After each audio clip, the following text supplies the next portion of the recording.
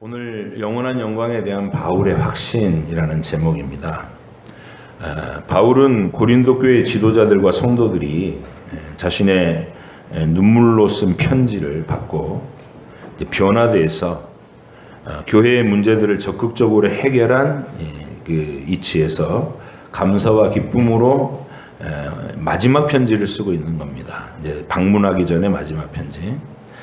그러나 바울은 아직도 고린도 교회 성도들이 거짓 교사들의 선동 때문에 흔들렸던 그 연약한 모습을 기억하고 있습니다. 그래서 그들을 다시는 흔들리지 않는 견고한 자리에 세워주기 위해서 꼭 붙잡아야 될 중요한 교훈을 말해주는 일에 지금 힘을 다하고 있는 거예요. 그게 고린도 후서 1장부터 9장까지입니다. 그것은 진정한 권위와 그 가치를 깨닫고 복음의 진리를 선포해 준 사도의 권위를 보다 확실하게 인정하도록 그렇게 안내하려는 것입니다. 바울 자신이 높아지고 인정을 받겠다는 의도가 전혀 아니고 고린도 교회 성도들이 사도가 전해준 그 진리의 기초 위에서 굳건히 서서 다시는 흔들리지 않게 하려고 해주기 위해서 지금 이 간곡한 말들을 하고 있는 것입니다. 바울의 사도로서의 권위를 인정해야 또 바울이 전한 복음의 권위도 확신 있게 받아들일 수 있기 때문에 바울은 지금 그 권위의 문제에 대해서 마지막 편지 전체를 힘을 다 기울여서 설득하고 있는 것입니다. 고린도 교회 성도들이 거짓 교사들의 말을 듣고 바울의 사도권을 의심하게 된 것은 눈에 보이는 영광들, 그걸 대단하게 여기는 잘못된 가치관 때문이었습니다. 눈에 보이는 것들을 중요시하는 것. 그들은 이렇게 생각했던 거예요. 사도라면 마땅히 베드로처럼 수많은 사람들의 눈앞에서 다 같이 공인받을 만한 기사와 표적을 나타내고 수천 명, 수만 명의 추종자들을 거느리고 있어야 한다. 그렇게 생각했던 겁니다. 그래서 바울이 상대적으로 시시해 보였다. 아무것도 아닌 것처럼 보인 거예요. 추종자가 없는 바울. 그리고 사도라면 글만 잘 쓰는 것이 아니고 설교를 할 때에도 강력한 카리스마가 있어야 된다고 그런 생각을 했던 것입니다. 가문, 학벌, 외모에도 번듯한 무엇인가가 있어야 한다는 생각. 이게 그들을 지배하고 있었던 생각이었던, 가치관이었던 것입니다. 이제 바울은 그런 고린도 교회 성도들의 육신적이고 세속적인 가치관을 벗겨주려고 거기서 벗어나서 진정한 하나님의 관점, 신령한 안목을 가지게 되도록 이끌려고 하는 것입니다. 우리에게도 필요한 관점인 거죠. 그래서 바울은 고린도 교회 성도들이 자신을 오해할 수도 있는 그 의혹들에 대해서 적극적으로 해명하면서 마지막 편지를 시작했던 거예요. 그것은 바울이 고린도 교회를 방문하겠다고 했던 약속, 그게 지켜지지 않았거든요. 고린도 전서를 보낼 때 내가 너희에게 가서 얼마 동안 있다가 너희가 보내주면 예루살렘으로 갔다가 로마로 가는 그 계획을 이미 발표했었단 말이에요. 약속을 했단 말이죠. 가겠다. 근데 못 갔어요. 그래서 바울의 선동자들은 이거 봐라. 바울은 이랬다 저랬다 한다. 뭔가 뒤가 구린 데가 있으니까 얼굴을 못 나타내고 이렇게 슬슬 뒤에서 편지질이나 하고 있지 이렇게 막 폄하를 했던 것이죠. 바울은 분명히 고린도 전서를 보낼 때만 해도 성도들이 자신의 편지를 읽고 금방 깨닫고 문제를 바로 잡을 것이라고 생각했던 거예요. 그래서 고린도 전서 말미에다가 자신이 이제 곧 고린도를 방문해서 한동안 머물면서 은혜를 나누고 그들의 파송과 후원을 받아서 예루살렘 갔다가 로마에 가려고 한다. 이 계획을 소상히 밝혔던 겁니다.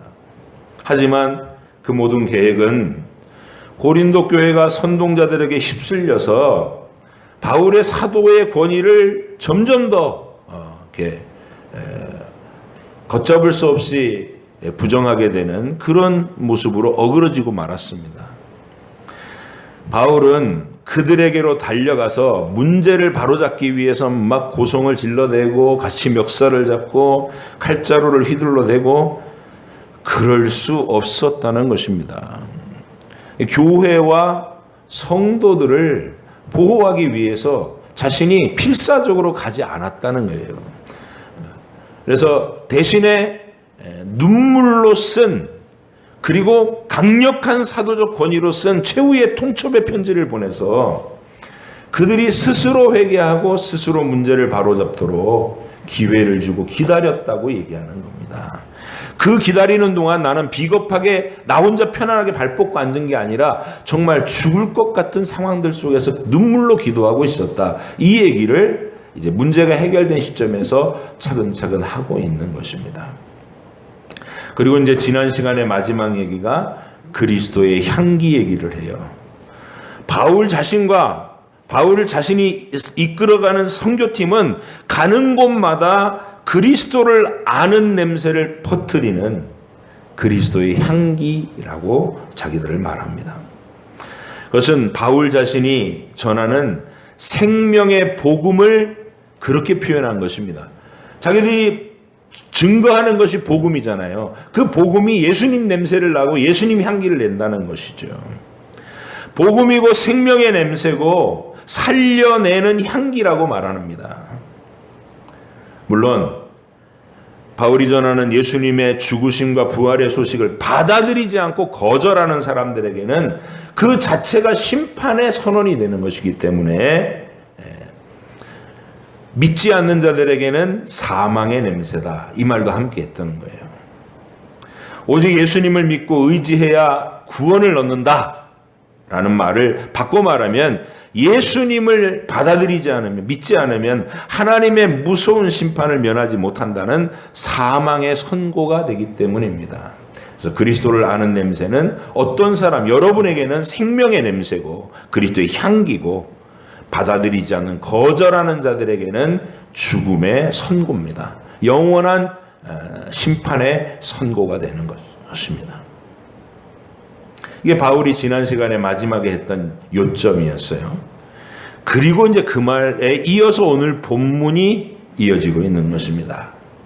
설교 전에 우리는 우리 성경으로 본문을 읽었으니까 곧바로 쉬운 번역을 함께 읽어서 설명을 대신해 가도록 하겠습니다. 1절로 3절 먼저 읽으실게요. 공동 번역으로 읽습니다. 시작. 우리의 이 말이 또 자화자찬처럼 들립니까? 그리고 어떤 사람들처럼 우리가 소개장을 가지고서야 여러분을 찾아갈 수 있단 말입니까? 또 다른 데 갈 때도 여러분의 소개장이 있어야 한다는 말입니까?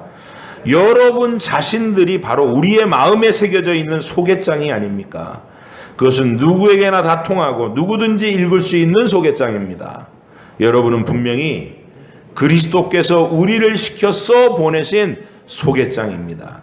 이 소개장은 먹으로 쓴 것이 아니라 살아계신 하나님의 성령으로 쓴 것이며, 돌판, 석판에 새겨진 것이 아니라 여러분의 마음 속에 새겨진 것입니다.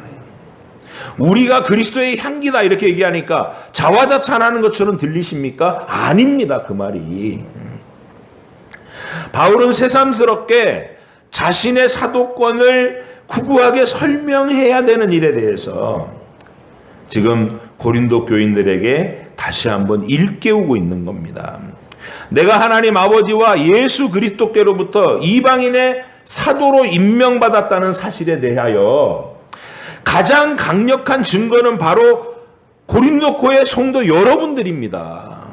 내가 이방인의 사도로 임명받았다는 것의 증거, 결과, 열매가 다 바로 여러분 아닙니까? 이 얘기를 하는 거예요. 여러분 자신이 우리가 진리의 복음을 온 세상에 전하기 위한 일꾼들로, 그런 권위 있는 일꾼으로 임명받았다는 가장 확실한 증인들이고, 또 어디서나 통할 수 있는 추천서이기도 한다는 말입니다. 굳이 종이로 된 추천서를 가지고 날 필요가 없이 이렇게 말하면 끝이라는 거예요. 저는 고린도 지역의 복음을 전해서 고린도 교회를 세운 바로 그 바울이고, 이 사람들은 나의 선교팀 동역자들입니다. 이렇게 말하면 어디에서나 통할 수 있게, 그게 바울의 사도권이라는 것이죠.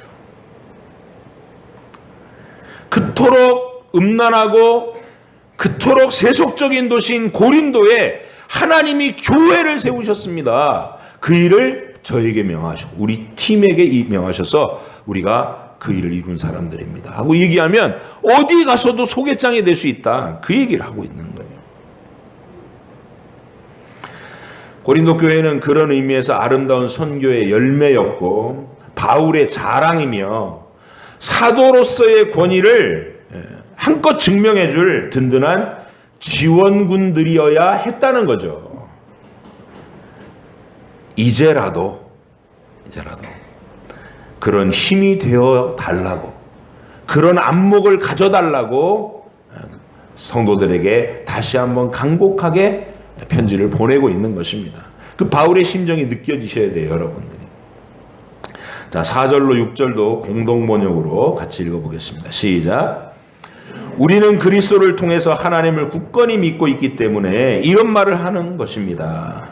그렇다고 해서 이런 일을 할 수 있는 자격이 우리 자신에게서 났다고 내세우는 것은 아닙니다. 다만 하나님께서 우리에게 그런 자격을 주셔서 우리로 하여금 당신의 새로운 계약을 이행하게 하셨을 따름입니다. 이 계약은 문자로 된 것이 아니고 성령으로 된 것입니다. 문자는 사람을 죽이고 성령은 사람을 살립니다.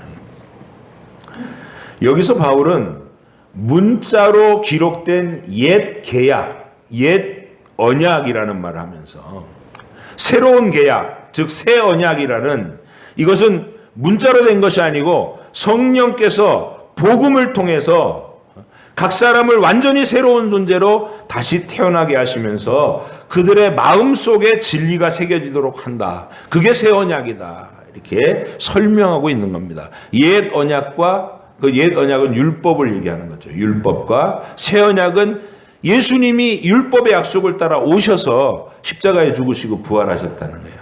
그걸 믿는 사람의 마음이 새롭게 된 언약의 주인공들이라, 그 말이죠.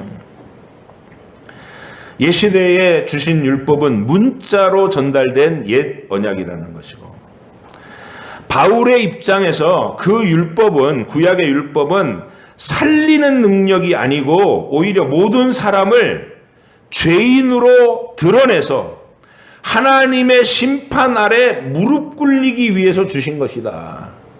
그렇게 설명하고 있는 것입니다. 자신이 심판받아 마땅한 죄인이라는 사실을 깨닫고 굴복해야 비로소 예수님을 통해 주시는 구원의 진리를 절실하게 받아들일 수 있기 때문입니다. 자신이 착하다고 생각하고 인생을 살면서 더 착한 일을 많이 하면 마땅히 천국을 갈 수 있다고 믿는 사람들, 세상 사람들 다 그렇게 생각해요. 착한 사람들은 천국 간다. 그런 사람들은 예수님을 필요로 하지 않습니다. 하나님의 아들에 대해서 관심도 없습니다. 자기가 할 수 있다고 생각하니까. 노력하고 도덕적으로 살고 착한 일 많이 하면 내가 천국 갈 자격을 얻을 수 있다, 이렇게 생각하는 게 세상의 생각이에요.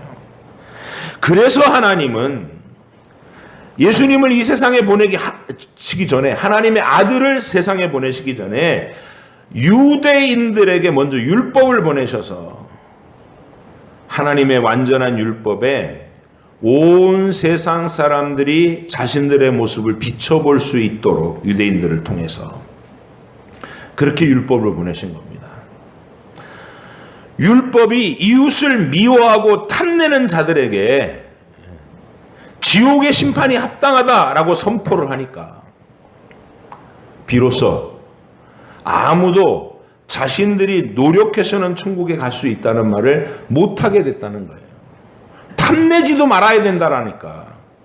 이게 무슨 행동을 고치는 문제가 아니라 우리의 본질 자체가 망가져 있다고 율법이 알려주는 거예요. 우리는 그 부패된 본성에서 벗어날 길이 없다. 이게 율법이 하기 시키는 겁니다. 여러분이 이 과정을 통과하셨어야 되는 거예요. 착한 걸로 되는 게 아니구나. 착하면 또 얼마나 착할 수 있나. 사람이 착하면 얼마나 착할 수 있겠냐고요. 그래서 우린 율법은 안 되고 내 노력으로 안 되고 하나님의 아들의 대속의 희생이 절실하게 필요한 사람들인 것입니다. 그걸 인정하고 받아들인 우리가 성령의 새 사람들인 것인 거예요. 이 중요한 진리를 우리의 선배 신앙인들 수백 년 전에 종교개혁을 일으키고 그 종교개혁의 믿음으로 성경을 바르게 해석하려고 목숨을 다해 일생을 헌신했던 우리의 선배 신앙인들이 각종 요리문답을 기록했는데 하이델베르그 요리문답이 여러분에게 이 사실을 잘 알려주고 있습니다. 그 하이델베르그 요리문답의 문답을 쭉 한번 따라가 볼게요. 2문입니다. 띄워주시고요. 제가 물을 테니까 여러분이 가로 속에 있는 답을 읽어주시기 바랍니다. 당신이 하나님께서 주시는 절대적인 위로, 구원의 위로 속에서 복되게 살고 죽을 수 있게 위해서 알아야 할 것들이 무엇입니까? 절대적인 지식이 뭡니까? 시작. 첫째는 나의 죄와 비참함이 얼마나 큰가 하는 것이요. 둘째는 나의 모든 죄와 비참함으로부터 어떻게 구원을 받을 수 있는가 하는 것이요. 셋째는 이런 구원을 베푸신 하나님께 어떻게 감사드려야 하느냐 하는 것입니다. 이 세 가지를 알아야 되는데 인생이라면. 자, 세 번째 질문이 넘어갑니다. 그렇다면 당신은 자신의 죄와 비참함을 내가 죄인이고 내가 비참하다는 것을 무엇을 통해 알게 됩니까? 시작. 하나님의 율법을 통해서입니다. 나는 돈이 없어서 비참한 것도 아니고 사회적 지위가 다른 사람보다 열등해서 비참한 것이 아니고 몸이 아파서 마음대로 되지 않아서 비참한 것이 아니고 죄인이라서 비참한 거예요. 하나님과의 관계가 단절되어 있기 때문에 비참한 거예요. 그걸 어디서 깨달을 수 있냐? 율법을 통해서라는 겁니다. 네 번째 질문입니다. 아니, 그러면 율법이 뭘 당신에게 요구하기에 당신 율법을 통해서 비참함을 깨닫는 거예요? 하나님의 율법이 당신에게 요구하는 것은 무엇입니까? 시작.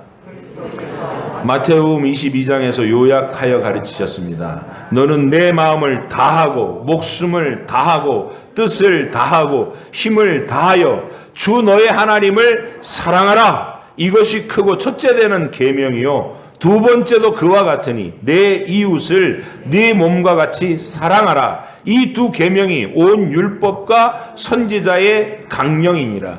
율법을 요약하면 하나님 사랑하고 이웃을 네 몸처럼 사랑해라 이러는 거예요. 그런데 제 다섯 번째 질문, 당신은 이 율법을 완전하게 지킬 수 있습니까? 시작. 결코 그러지 못합니다. 왜냐하면 나는 태어나면서부터 하나님과 이웃을 미워하는 본성을 가지고 있기 때문입니다. 인정하십니까? 네. 율법은 이거를 확인시키고 무릎 꿇게 하려고 주신 거라는 거예요. 그 율법 자체로 살려내는 게 아니라 율법은 오히려 우리의 교만을 죽이는 거예요. 우리의 자신감을 죽이는 거예요. 내 힘으로는 안 된다는 처절하고 비참한 사실을 일깨우는 거예요. 그게 율법의 기능입니다. 이 세상에 자기가 비교적 착하고 천국에 갈 만하다고 생각하는 모든 사람들에게 자신들의 내면이 죄로 인해 심각하게 부패되어 있다는 사실을 알려주는 역할. 그래서 예수님을 통한 구원을 간절하게 의지할 수밖에 없도록 예수님께로 이끌어주는 역할. 그게 율법의 역할입니다. 교회 나와서도 여전히 그냥 착하게 살면 되는 거 아니야? 이렇게 생각하고 있으면 아직 율법 앞에도 못 간 거예요. 예수님께는 온지도 못한 거고. 율법은 인간의 교만을 죽이는 하나님의 도구였고, 복음은 그렇게 자아를 죽이고 내가 심판받아 마땅한 죄인이라는 사실을 인정한 죄인들에게 예수님을 통한 영원한 용서의 구원을 그리고 영원한 생명을 전하는 살리는 기능을 가졌다는 겁니다. 그런 의미로 율법은 죽이는 것이고 새 언약 복음은 살리는 것이다. 이제 바울은 그 옛날에 율법을 전했던 모세도 죽이는 역할로 해야 되는, 물론 그것도 필요한 과정이었기 때문에 그렇지만 사람을 죽이고 무릎 꿇리는 역할을 했던 율법을 주셨을 때 그것을 전달하는 모세의 권위도 하나님이 굉장한 권위로 그를 우뚝 세워 주셨다면 살리는 생명의 복음을 전달하는 우리 사도와 복음 전파자들의 권위는 얼마나 더 위대한 것이냐, 이걸 비교해서 설명해 주려고 합니다. 그 얘기를 우리와 같이 읽었던 이 구약 성경의 구절을 가지고서 사도 바울도 그 구절로 우리한테 얘기를 하는 거예요. 자, 한번 읽어보겠습니다. 고린도후서 3장 7절부터 18절까지 쭉 다 읽겠습니다. 시작. 돌에 써서 새긴 죽게 하는 율법 주문의 직분도 영광이 있어 이스라엘 자손들은 모세의 얼굴에 없어질 영광 때문에 그 얼굴을 주목하지 못하였거든. 하물며 영의 직분을 더욱 영광이 있지 아니하겠느냐. 정죄의 직분도 영광이 있은즉 의의 직분은 영광이 더욱 넘치리라. 영광되었던 것이 더 큰 영광으로 말미암아 이에 영광될 것이 없으나 없어질 것도 영광으로 말미암았은즉 길이 있을 것은 더욱 영광 가운데 있느니라. 우리가 이 같은 소망이 있으므로 담대히 말하노니 우리는 모세가 이스라엘 자손들에게 장차 없어질 것의 결국을 주목하지 못하게 하려고 수건을 그 얼굴에 쓴 것 같이 아니하노라. 그러나 그들의 마음이 완고하여 오늘까지도 구약을 읽을 때에 그 수건이 벗겨지지 아니하고 있으니 그 수건은 그리스도 안에서 없어질 것이라. 오늘까지 모세의 글을 읽을 때에 수건이 그 마음을 덮었도다. 그러나 언제든지 주께로 돌아가면 그 수건이 벗겨지리라. 주는 영이시니 주의 영이 계신 곳에는 자유가 있느니라. 우리가 다 수건을 벗은 얼굴로 거울을 보는 것 같이 주의 영광을 보매 그와 같은 형상으로 변화하여 영광에서 영광에 이르니 곧 주의 영으로 말미암음이니라. 뭔가 되게 복잡하게 들리는데요. 출애굽기 34장에 보면 하나님께로부터 율법을 받아서 백성에게 전하는 이 모세에게 권위를 입혀주시기 위해서 하나님을 만나고 나오는 모세의 얼굴이 광채가 나게, 백성들이 우와 하고 놀라게 만드셨다는 거예요. 여러분, 이 기록을 사도 바울은 지금 다 알고 있다고 생각하고 이 말을 하고 있는 거예요. 여러분도 지금 만약에 처음 듣는 얘기라면 이따가 끝나고 나서 주변에 이렇게 물어보셔야 돼요. 이게 무슨 얘기야? 그러면 이제 출애굽기 34장을 읽어보시면 되는 거예요. 그래서 모세가 하나님이 자기에게 주신 그 율법의 권위를 높여주시려고 광채가 나게 하셨는데 이 광채가 중요한 게 아니라 뭐가 중요한 거예요? 하나님 입장에서 율법의 내용을 알아듣고 죄인됨을 깨달아야 되는 거 아니에요. 근데 사람들은 모세 얼굴이 번쩍하고 막 광채가 나니까 우와 거기에만 열광하고 있다. 거기에만 집중하더라는 것이죠. 그래서 모세가 그걸 그렇게 하지 못하도록 얼굴을 수건으로 가리고 백성들에게 말을 했다는 것이죠. 모세는 백성들이 이 잠시 있다가 사라질 그 영광의 표시에다가 집착하지 말고 진짜 중요한 율법의 권위에 집중하라는 뜻으로 자신의 얼굴을 수건으로 가렸던 것입니다. 그런데 바울이 생각하기에는 이게 진리 자체보다 헛된 영광의 표시, 그 잠깐 있다가 사라질 광채 같은 거, 기적 같은 거, 거기에 더 집착하는 그 일을 막으려고 모세가 얼굴을 수건으로 가렸는데 그 수건은 오히려 유대인들의 마음속에 덮여버렸다는 거예요. 예? 모세는 수건으로 얼굴을 가렸는데 유대인들은 그 수건을 마음에 덮어 써버렸다는 얘기예요. 그래서 바울은 이렇게 말합니다. 방금 읽은 본문 14절을 현대어 번역으로 한번 읽어보겠습니다. 고린도후서 3장 14절 시작. 수건으로 가리운 것은 모세의 얼굴만이 아닙니다. 이스라엘 사람들의 마음도 수건으로 가리워졌습니다. 그리고 지금까지도 유대인들의 마음과 생각에는 두꺼운 수건이 씌어져 있는 것 같이 보입니다. 성경을 읽어도 그 참뜻을 알지도 깨닫지도 못하기 때문입니다. 이 수건은 그리스도를 믿어야만 벗겨질 수 있습니다. 귀한 여러분, 지금 바울은 고린도 교회 성도들에게도 이 얘기를 하고 있는 거예요. 너희들이 헛된 영광에 자꾸 집착하는 거, 사람들을 많이 끌어모으고 그들에게 추앙을 받고 말을 화려하게 잘해갖고 막 웃겼다 울렸다, 이런 사람들만을 권위 있게 보는 그들의 잘못된 시선에 대해서 너희도 지금 수건으로 마음이 덮인 거 아니냐, 진짜 중요한 것을 못 보는 거 아니냐, 이렇게 말하고 있는 것입니다.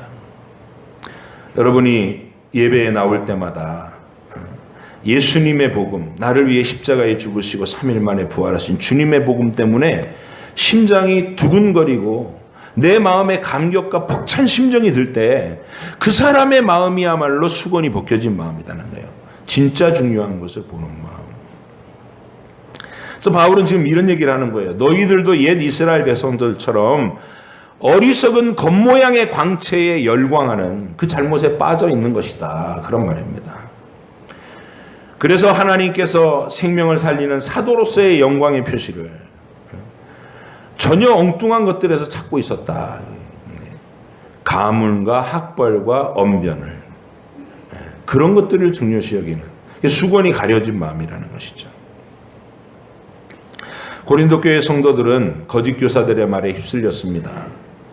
그들이 말하는 사도로서의 권위는 수많은 사람들의 추종을 받는 세력의 힘이라고 했고, 화려한 언변으로 사람들의 귀를 즐겁게 하는 능력, 논리적인 설득력이라고 했고, 또 하나님의 도우심을 받아서 하는 일마다 술술 풀리고 형통하고 결과물이 풍성하고 이래야 된다고 늘 생각했습니다.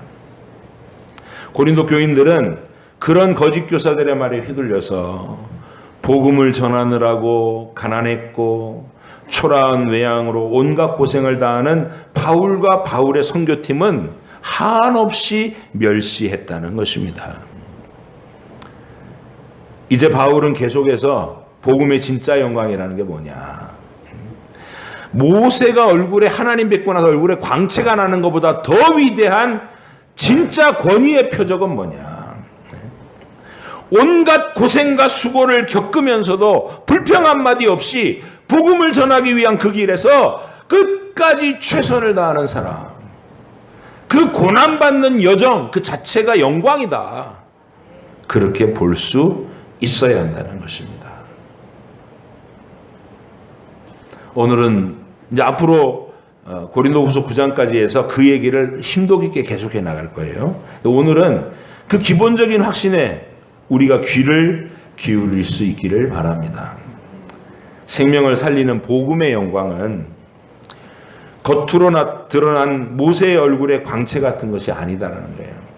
그런 모세도 그런 광채도 이게 율법의 진짜 의미를 깨닫는데 방해가 되니까 너네 이거 보지 마 하고 얼굴을 수건으로 가렸다고 하잖아요.